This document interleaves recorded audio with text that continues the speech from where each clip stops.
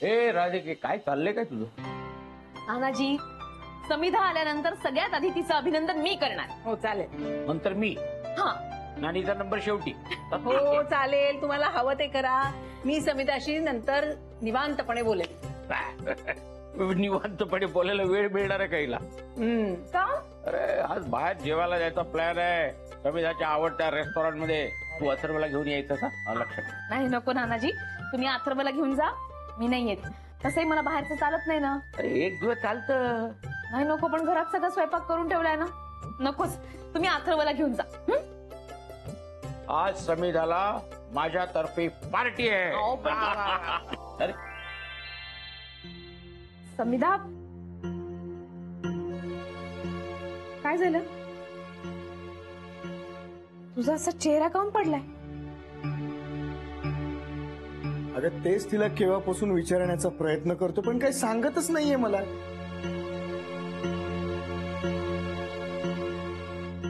मला ऍक्च्युली आम्हाला कोणालाच इन्क्रीमेंट नाही मिळालं.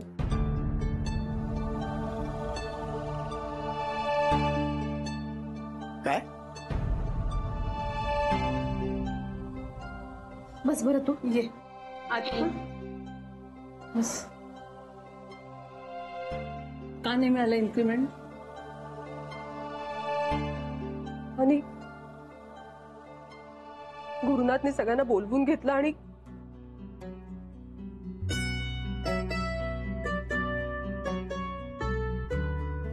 तसं मी तुम्हाला सांगितलं होतं की आपण सगळ्यांनी मेहनत करून खरं तर वेळेच्या आधीच हे टार्गेट कंप्लीट केलंय. तो आपल्यासोबत शेअर करण्यासाठी राजवाडे सर आज आपल्यासोबत आहेत.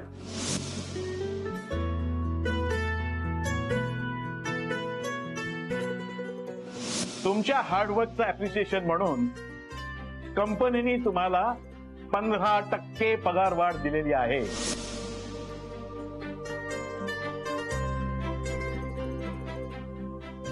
राजवाडे साहेब, आपला काहीतरी गैरसमज झालेला आहे. दुप्पट पगारवाढ द्यायची असं ठरलेलं होतं.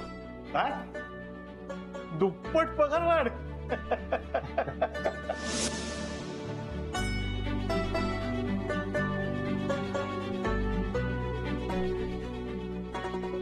सर, आणि हा आमच्या चांगुलपणाचा आणि प्रामाणिकपणाचा कंपनी गैरफायदा घेते असं आता आम्हाला वाटायला लागलंय. अरे तुम्ही जी काही मेहनत करताय त्याचं श्रेय आम्ही तुम्हाला देतोय ना. सर, बट हे असं 15% इन्क्रीमेंट करून सर. अरे आमच्या वतीने का नाही बोलत आहेस तू? बोल ना यार.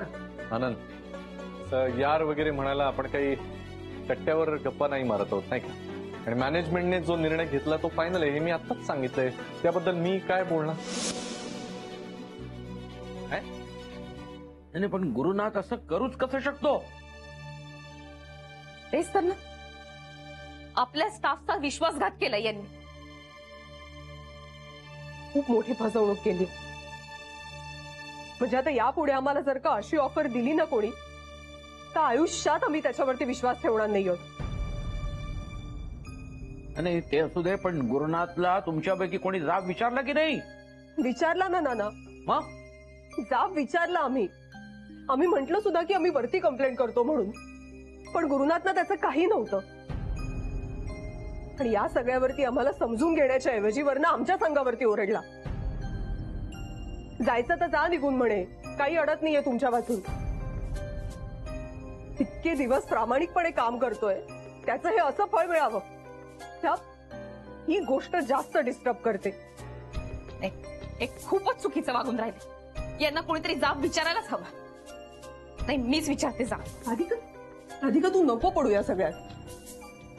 समिधा, अगं इतकं चुकीचं वागले ते, यांना आज माझ्या प्रश्नांची उत्तर द्यायलाच लागतील. अधिका नको. नाही तू विचारच त्याला जाब. त्यालाही कळू दे, दरवेळेला समाजात राहून सगळे नियम धाब्यावर बसवायचे असं करून नाही जगता येत. जाऊ दे ना तो विषय. समिधा, तू मनावर घेऊ नकोस. आणि हो हे बघ, मनस्ताप सुद्धा करायचा नाही. असं काही झालं तरी आपण सगळ्यांनी बाहेर जेवायला जायचं. नाना प्लीज नको, प्लीज नको. नको कसं?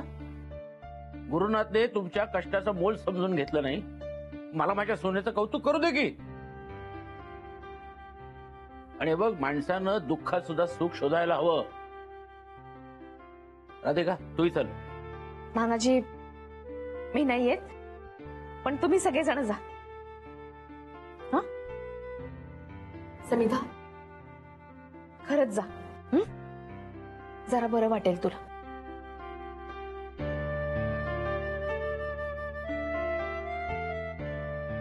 नानाजी, मी येते.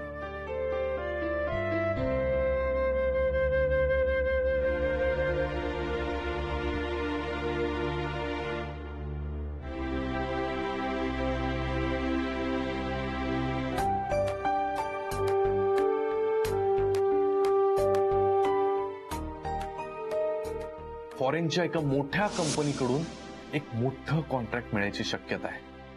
दिलेल्या टार्गेटमध्ये हे काम जर पूर्ण झालं तर पे हाईक, इन्क्रीमेंट आणि डबल सॅलरी सगळ्यांना.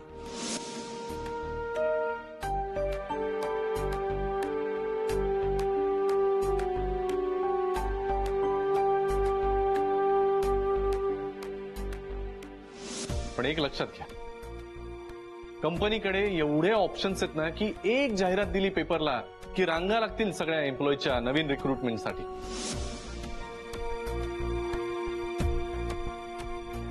आपण जे काही करायचं ठरवलं होतं त्यातलं काहीच होणार नाही आता.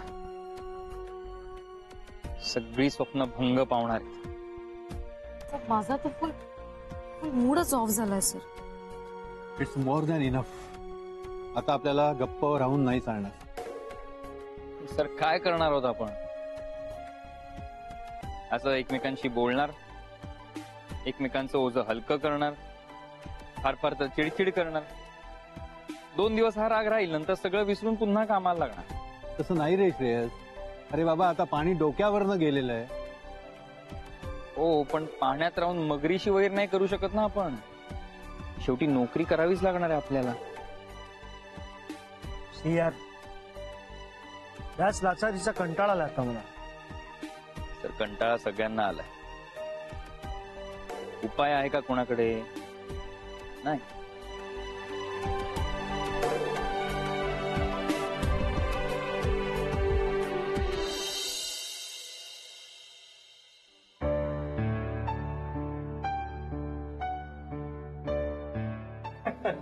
God, it was the best dinner date ever. खूप मजा आली यार. मजा तर मलाही आली. पण बच्चा, तुला माहिती का, तू ना खूप लकी आहेस ग. नाहीतर काही लोकांच्या नशिबात नाक्यावरचा मिसळ पाव सुद्धा नसतो. हो, कारण ती लोक कष्टाची भाजी भाकरी खाऊन सुखी असतात. मुख्य म्हणजे खूप कष्ट केल्यामुळे त्यांना शांत झोप लागते. आणि ही लोक दुसऱ्यांच्या जीवावरती इमले बांधत नाही.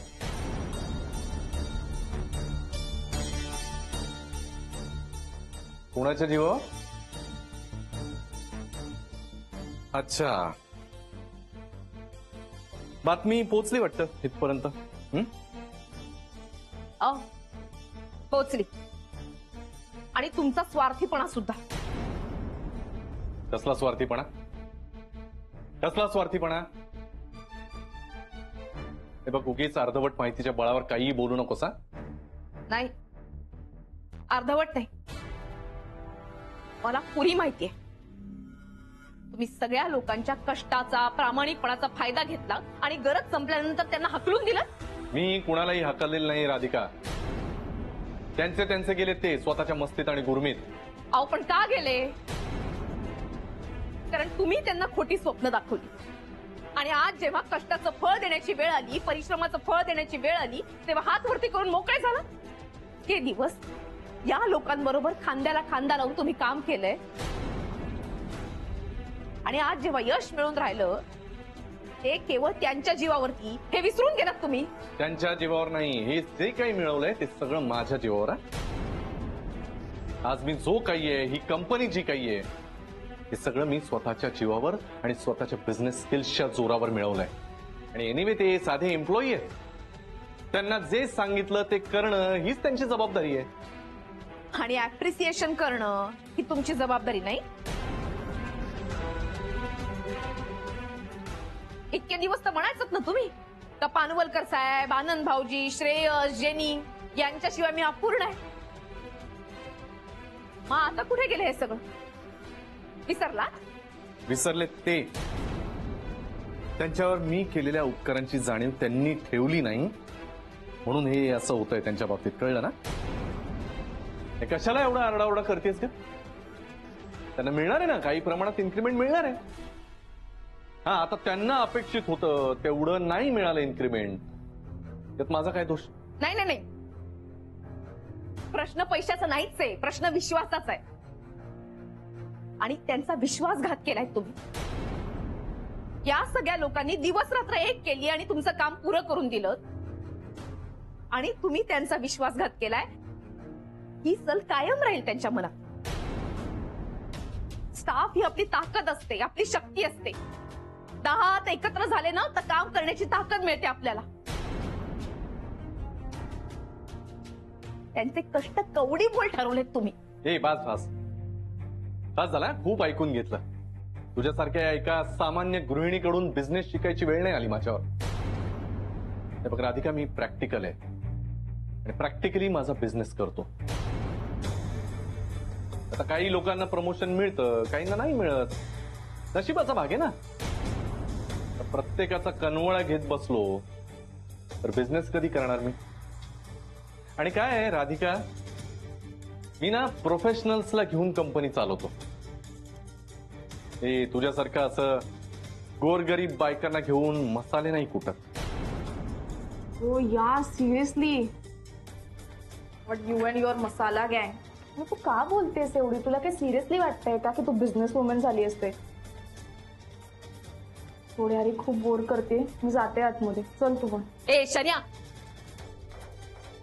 बघ माझ्या बायकांना काही बोलायचं नाही, आधीच सांगून ठेवतो. आणि तू माझ्याकडे काम करणाऱ्या बायकांबद्दल काही बोलायचं नाही. त्या कष्ट करतात, त्यांचे इतके कष्ट एक दिवस तू करून दाखव, हात पाय गळ्यात येतील तुझ्या. मला त्यांची कदर आहे आणि त्यांना माझी कदर आहे. तू मध्ये बोलायचं नाही. ए बास, तूही शनायाला अजिबात बोलायचं नाही, सांगून ठेवतोय. शनाया तू आज, मी आलो.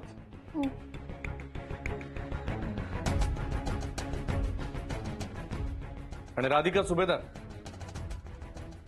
याच्या पुढे मला जाब विचारायला जाऊ नकोस. मी तुला उत्तर द्यायला बांधील नाहीये. I am not answerable to you. कळलं?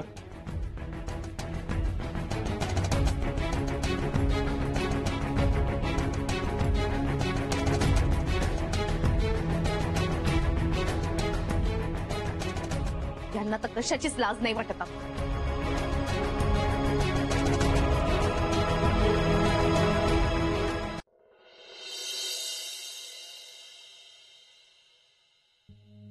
समिधा, हे घे. हा डबा तुझा रोजचा आणि या डब्यात लाडू दिलाय, मधल्या वेळेला खाऊन घे. नको ना, नको, राहू दे. का अजून नाश्ता पण केला नाहीयेस? माझी इच्छा नाहीये. बरं वाटत नाहीये का? ऑफिसला जाणार नाहीयेस का आज? नाही, बरं आहे, बरं वाटतंय. कंटाळा आलाय का जायचा? नानी, ऑफिसला जायची इच्छा नाही होते मला. बरं बरं ठीक आहे, नको जाऊस. जेनीला कळव हा तसं. जेनीला कळवते मी, पण मला नाही वाटत कोणी येईल ऑफिसला. कोणाला उत्साहच नसेल यायचा. उत्साह नसला तरी कर्तव्य भावनेने येतील सगळे. नाना, मी तर आत्ता जॉईन झाले ऑफिसला, पण पानवलकर सर, आनंद सर यांचं काय? किती वर्ष आहेत ते ऑफिसमध्ये, किती वर्ष मेहनत करतायत. त्यांना काय वाटलं असेल? नाही नाही, तुझा राग कळतोय आम्हाला. कित्येकदा ऑफिसमध्ये असताना या असल्या प्रसंगाने मी सामोरा गेलेलो आहे. प्रामाणिक काम करणाऱ्यांच्या वाट्याला हे असलं गलिच्छ राजकारण येतं. पण एक नक्की आहे, आपल्यासारखी साधी प्रामाणिक माणसं आयुष्यभर तरुण जातात. कधीही कोणाकडे लाचारीनं हात जोडून काही मागावं लागत नाही.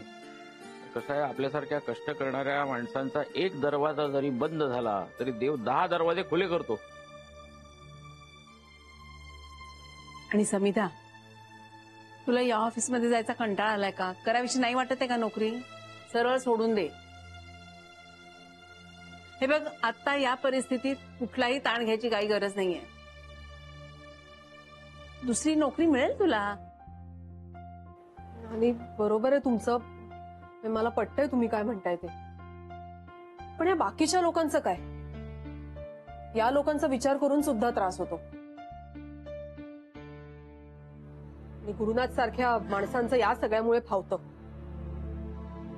आणि समोरच्याला गरज आहे एखाद्या गोष्टीची हे कळल्यावरती ना, ही माणसं बरोबर त्या गोष्टीचा फायदा उठवतात. या गोष्टीचा त्रास होतो. आणि कोणीतरी तर बोललं पाहिजे ना या गोष्टी विरुद्ध. आणि कसं आहे, अन्यायाविरुद्ध आवाज हा उठवला पाहिजे आणि समोरच्या माणसाला त्याची जाणीवही करून दिली पाहिजे चुकांची. कसं आहे, आधी सामोपचाराने, नाहीतर मग त्याला समजेल अशा भाषेत.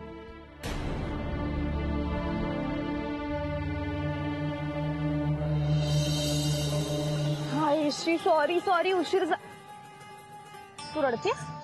तू का रडतेस? माझा आणि नितीशचं ब्रेकअप झालंय.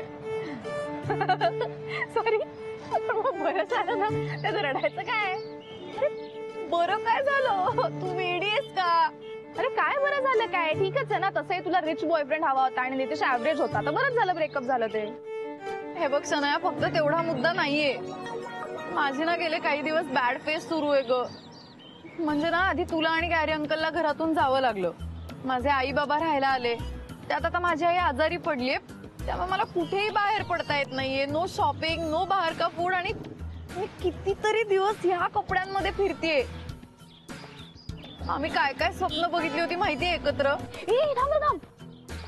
स्वप्नावर तर मला आठवलं, मी पण एक स्वप्न बघितलं यार, खूप वाईट होतं. काय? अगं म्हणजे मला असं दिसलं की आनंद आहे ना, त्याने ऑफिसमध्ये गॅरीला गोळ्या घातल्या. व्हॉट? हो. एक मिनिट, म्हणजे he like shot him with a gun. वाटेल ते, म्हणजे हे इडिओटिक स्वप्न आहे सनया. पण घातल्या खरंच.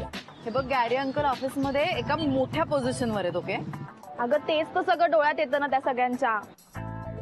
मी काम करते, मी टॅरो मावशीला विचारते आता. अगं तू वेडी आहेस का? ती हसेल तुझ्यावर. हसू दे ना, पण कळलं तरी पाहिजे ना. म्हणजे हा मेला तर मग मी काय करू? हे बघ, मला असं नाही वाटत ती. आणि ना, मुळात मला ती टॅरो मावशी ना पैसे उकळणारी बाई वाटते. पण असं कसं असेल? तिने सांगितलेलं सगळं खरं झालंय ना आतापर्यंत. अगं सनया, कसं करून ती आधी इन्फॉर्मेशन काढत नाही? आपण एक काम करूया, आज आपण तिला न कळवता, न फोन करता डायरेक्ट जाऊया. मग कळेल आपल्याला खरं काय ते. ओके. आणि पण ती खरी निघाली तर? मी नितीशचं विचारून घेईन तिला. हो, ठीक आहे ठीक आहे. रडू नको आता. सर, मार्केटमध्ये फक्त आपल्याच प्रॉडक्टची धूम आहे. नाही नाही नाही.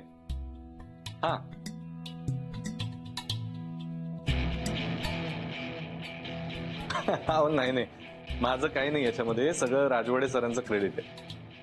हो येस सर, नक्की भेटूया. अहो नाही नाही, तुम्हाला कसली अपॉइंटमेंट? नाही नाही, भेटतो मी, नक्की फोन करतो. Yes, okay, thank you, good day.